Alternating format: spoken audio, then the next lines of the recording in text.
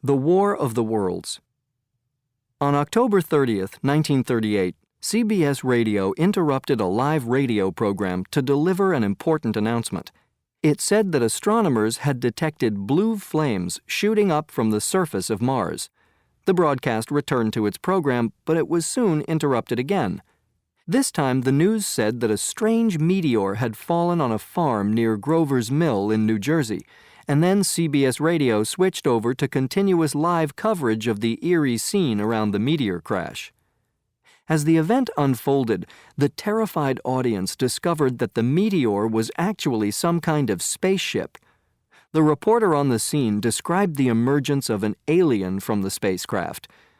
"Goodness, something's wriggling out of the shadow like a gray snake," he said in an appropriately dramatic tone of voice. "Now it's another one, and another. They look like tentacles to me. I can't see the thing's body. It's as large as a bear, and it glistens like wet leather. But that face, it's indescribable. I can hardly force myself to keep looking at it. The eyes are black and gleam like a serpent. The mouth is V-shaped with saliva dripping from its rimless lips that seem to quiver and pulsate.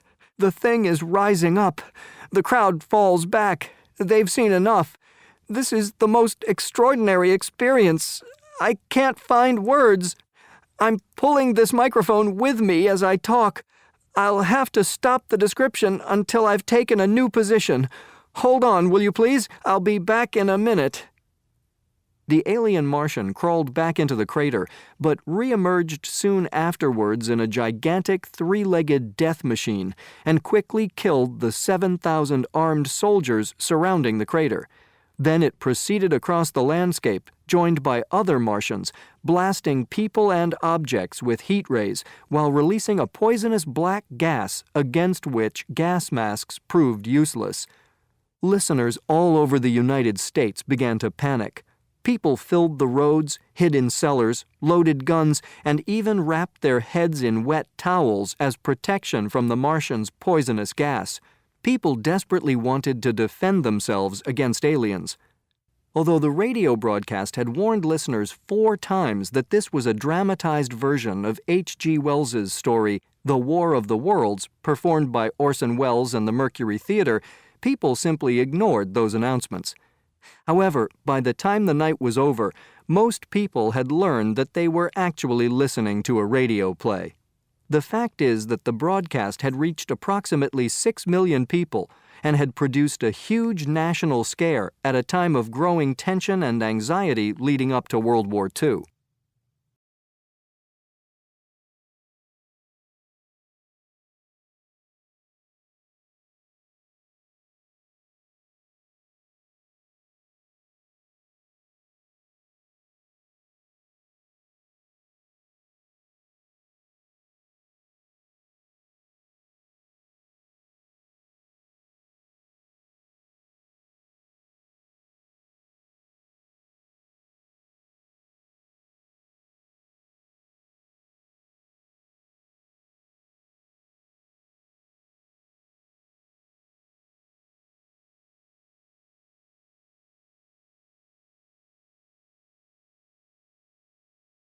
Could you help me find the reason?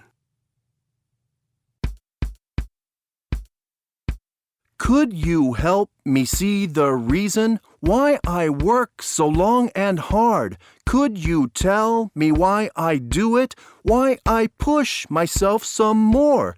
Could you help me find the words? Could you tell me what to think?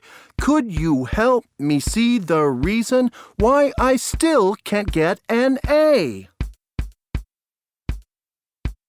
If I had not tried, I would have shown that I didn't care. They would have seen my wish was true. My will was real. If only I had tried harder. I should have done much, much better. Should have corrected on the spot. I should have asked someone to help me. Should not have tried it all alone.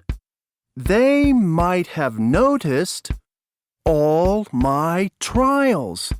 They might have listened to my plea.